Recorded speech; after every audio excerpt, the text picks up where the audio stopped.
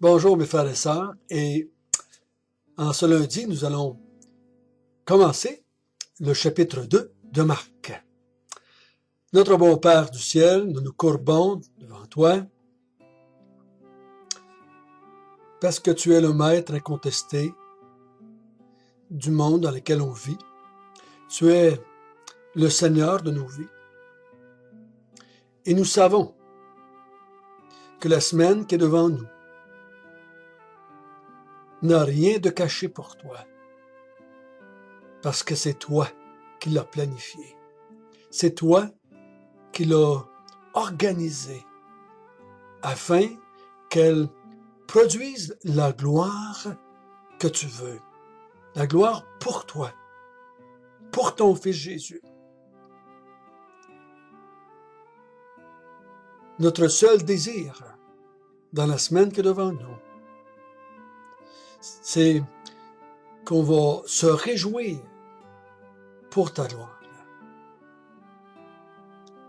Seigneur, nous savons que dans la semaine qui va venir, il va y avoir aussi des luttes et des combats entre ton esprit qui est en nous et la chair, qui, elle, ne veut pas se soumettre à ton plan, à cet horaire, que tu as planifié pour la semaine. Mais nous te remercions, nous te glorifions que tu as promis que l'esprit qui est en nous va vaincre la chair ultimement. Donc, on te demande que ce que nous allons étudier ce matin puisse nous aider à te donner gloire pendant la semaine qui vient, au nom de Jésus. Amen. Frères et sœurs, si je prenais 100 personnes et que je les mets en ligne et qui vont se présenter devant Jésus un à un, et ces gens-là sont des malades, des aveugles, des estropiés, des paraplégiques ou des tétraplégiques ou des quadraplégiques, ou des gens avec le cancer, ou des gens qui ont une vie misérable parce qu'ils sont possédés du démon.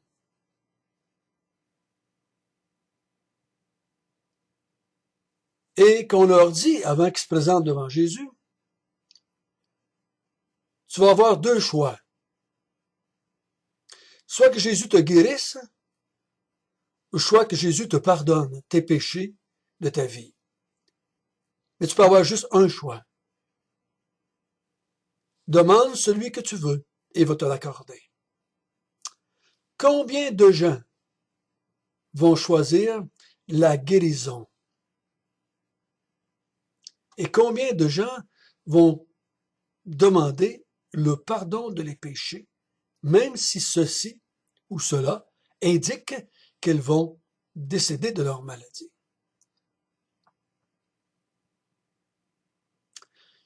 C'est pourtant ce qui se passait au temps de Jésus. Des milliers et des milliers de gens, par dizaines de milliers, venaient vers Jésus, avec l'intention d'être guéris.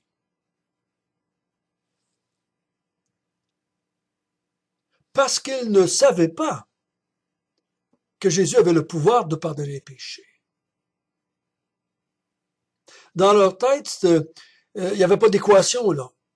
Jésus, guérisseur, mais Jésus qui pardonne, aucune connaissance, rien de ce côté-là.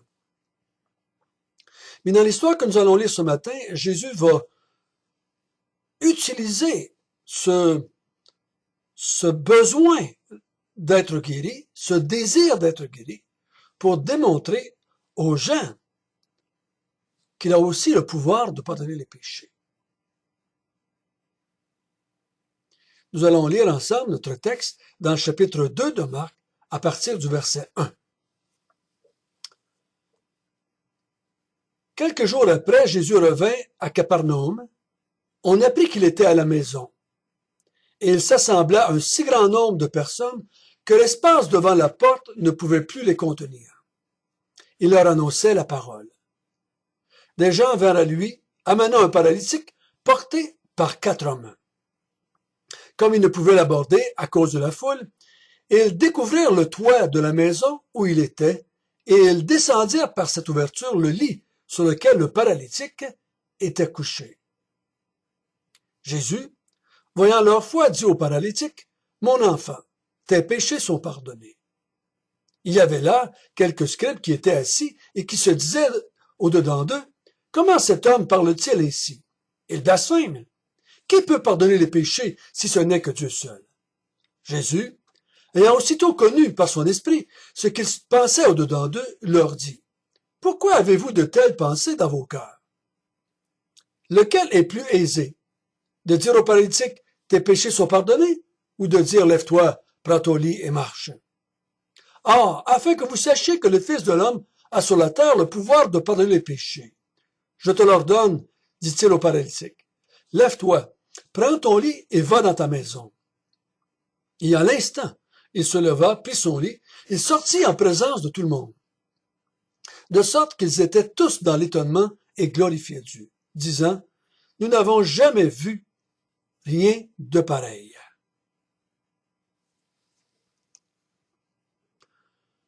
Donc, les premiers mots, c'est quelques jours après ce qui s'était passé dans le chapitre 1, n'est-ce pas? Et on avait vu dans le chapitre 1 que Marc dit, voici comment tout a commencé.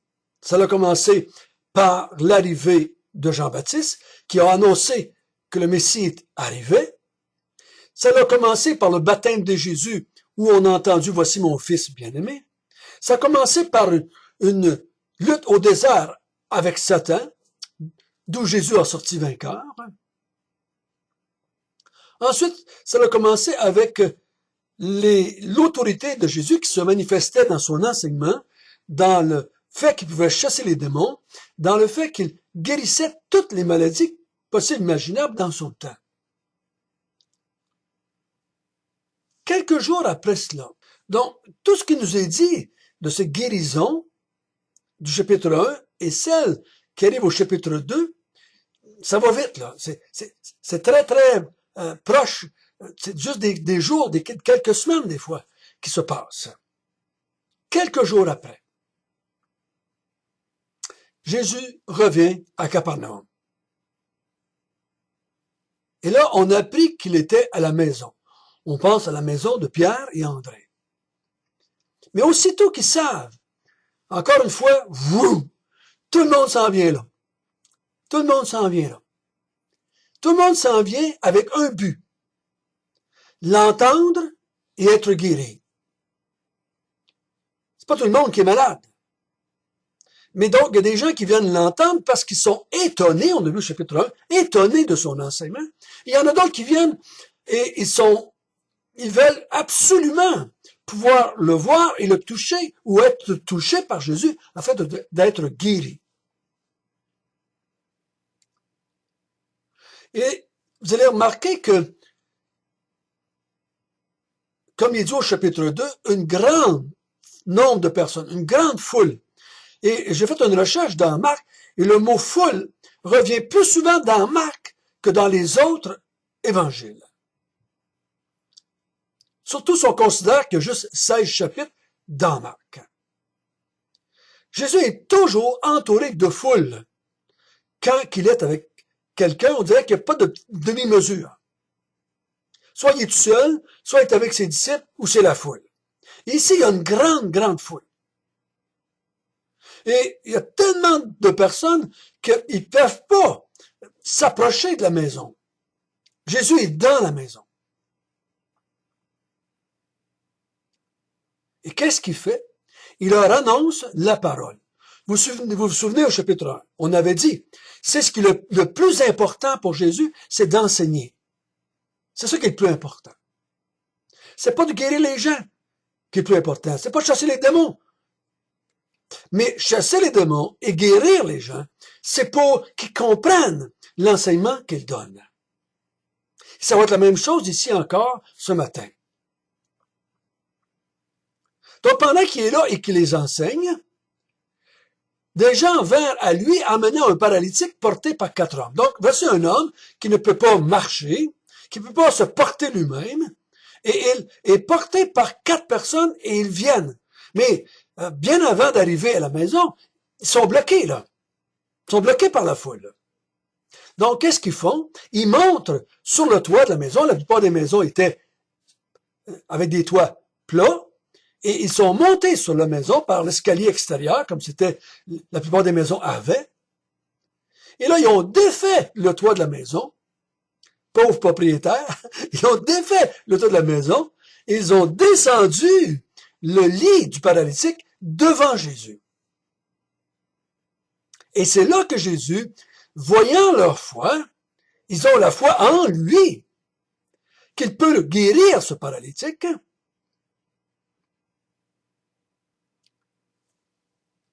Et lui, il décide qu'il va saisir l'occasion pour enseigner une vérité phénoménale. Il va montrer ici ce que j'ai appelé son pouvoir spécial. Oui, il a le pouvoir de chasser les démons. Oui, il a le pouvoir de guérir toutes les maladies. Mais il y a un pouvoir qui est beaucoup plus grand que cela. Et que la grande majorité des gens dans ce monde ne vont jamais utiliser ou bénéficier. Au verset 5, il dit à l'homme, « Mon enfant, tes péchés te sont pardonnés. » Remarquons bien, il ne demande pas d'être pardonné, il ne recherche pas à être pardonné, c'est pas dans sa tête, c'est pas pour ça qu'il est venu. Mais Jésus saisit l'occasion pour ce malade à ce moment-là. Je ne crois pas qu'il y avait plus de foi que les autres qui étaient venus. C'est pas la première fois que Jésus dit, voyant leur foi, il a dit ça à beaucoup de monde, ta foi t'a guéri, ta foi t'a guéri, ta foi t'a guéri. Mais ici, il se sert de l'occasion pour enseigner qu'il a un pouvoir beaucoup plus grand que de guérir les malades. Mon enfant, tes péchés te sont pardonnés. Je me suis demandé comment est-ce qu'il aurait réagi si Jésus aurait dit, maintenant tu peux aller chez vous. Prenez le lit et ramenez-le chez eux comme cela. Est-ce qu'il aurait été content? Est-ce qu'il serait réjoui de dire, wow, je suis bien plus content d'avoir été pardonné que d'avoir été guéri. Mais c'est pas ça qui est arrivé. Jésus décide qu'il va utiliser ce moment, cet homme, pour montrer aux gens qu'il peut pardonner les péchés. Il ne dit pas ici, un de tes péchés est pardonné, mais il dit tes péchés. Donc, il dit, tous tes péchés te sont pardonnés. La réaction est instantanée. Les scribes qui sont des enseignants, qui sont des étudiants de la Bible, en ce temps-là, qui étaient seulement que l'Ancien Testament, se dire en eux, mais cet homme blasphème, il n'a pas le droit de pardonner les péchés, il a juste Dieu qui a le droit de pardonner les péchés. Et ils ont raison. Ils ont raison. Si Jésus n'est seulement qu'un homme, il n'a pas le pouvoir de pardonner le péché, il ne peut pas, il ne devrait pas, et il blasphème s'il n'est pas plus qu'un homme. Mais il est plus qu'un homme. On l'a vu au chapitre 1. Du haut du ciel, le Père a dit, tu es mon fils bien-aimé. Il est le fils de Dieu. Il est Dieu fait chair. Jésus, instantanément, sait qu'est-ce qui se passe dans le cœur des gens. Comment peut-il savoir ça? Hein? Comment fait-il savoir ça? C'est parce qu'il a la capacité de le savoir. Et là, il leur dit, pourquoi pensez-vous comme cela? Pourquoi vous pensez que je suis un blasphémateur? Qu'est-ce qui est le plus dur de dire? Tes péchés te sont pardonnés? Ou de dire, lève-toi et marche? Je crois que, d'une façon, c'est plus facile de dire tes péchés te sont pardonnés. Parce que personne ne peut savoir si c'est vrai. Je peux bien, moi, me promener. Je peux bien rentrer dans une petite boîte et dans une petite cabane, puis que quelqu'un va me dire, mon enfant, tes péchés te sont pardonnés. Facile à dire. Mais est-ce que c'est vrai? Comment je peux vérifier? Comment je peux savoir si la personne a le pouvoir de me pardonner les péchés? Mais de dire, lève-toi, tes péchés et marche, tout le monde peut voir si c'est vrai. Tout le monde peut voir si j'ai vraiment le pouvoir de pardonner de guérir les malades. Parce que vous allez le voir sous vos yeux, mais pardonner les péchés, ça se voit pas. Mais il dit, afin que vous sachiez que le Fils de l'homme, qui veut dire lui, c'est pas ici le Fils de l'homme dans le sens générique, mais c'est le Fils de l'homme pour lui, parce que ce terme-là, Fils de l'homme, dans l'évangile de Marc, est utilisé seulement que pour Jésus. Et Jésus, c'est lui-même qui se nomme le Fils de l'homme. Et c'est un titre messianique, un titre de quelqu'un qui vient de la part de Dieu. Afin que vous sachiez que le Messie, que le Fils de Dieu, a le pouvoir de pardonner les péchés. Il regarde l'homme et dit, lève-toi, prends ton lit et va dans ta maison. Et instantanément, il prit son lit, se leva et marcha, et s'en alla dans sa maison avec son lit. Et il sortit de la maison en présence de tout le monde. Il y avait assez de témoins, là. Jésus dit, comme j'ai dit à cet homme, comme j'ai guéri cet homme, comme j'ai enlevé la maladie du corps de cet homme, qui est un miracle grandiose. Parce que vous savez comme moi, qu'un paralysé depuis longtemps est atrophié, et même si tu as le pouvoir de te lever, il faut que la personne qu'il se produise quelque chose dans son corps pour que les muscles se forment, pour ce qui l'empêche de marcher soit réparé. Instantanément, l'homme se lève et part. Et la foule réagit. Ils sont dans l'étonnement au verset 12. Ils sont dans l'étonnement, dans l'émerveillement. Ils sont stupéfaits encore une fois. C'est pas la première fois, hein? On le voit depuis le chapitre 1. Étonnés, stupéfaits, étonnés. Et on va voir plus loin, très étonnés. Et glorifie Dieu d'avoir donné aux hommes un tel pouvoir. Nous n'avons jamais rien vu de pareil. Je ne sais pas pourquoi il glorifie Dieu. Est-ce qu'il glorifie Dieu pour l'homme qui sort avec son lit? Peut-être. Mais je crois qu'on devrait glorifier Dieu beaucoup plus pour avoir donné à Jésus le pouvoir de pardonner les péchés que le pouvoir de guérir les malades. Pourquoi est-ce qu'on s'approche de Dieu? Il faut s'approcher de Dieu, surtout pour les choses spirituelles. Surtout. Parce que ceux qui vont rentrer dans sa présence, dans son royaume, ceux qui vont pouvoir devenir son peuple, ses enfants, qui vont pouvoir passer l'éternité avec lui, c'est pas ceux qui sont pas malades, mais ce sont ceux dont les péchés sont pardonnés.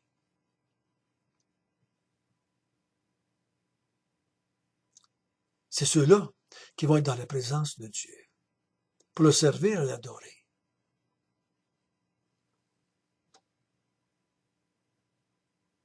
Jésus est venu commencer ici-bas un royaume spirituel. Je crois qu'il faut s'approcher de lui avec cette même pensée. Nous sommes ici, maintenant, ceux qui sont ses enfants, dans un royaume spirituel. Et nous pouvons le remercier encore une fois ce matin, qu'il nous a donné la preuve qu'il était capable de pardonner les péchés. Merci, mon Dieu, de nous avoir montré cela. Merci de nous avoir donné la preuve que tu as le pouvoir de pardonner les péchés. Ô Seigneur, nous glorifions Dieu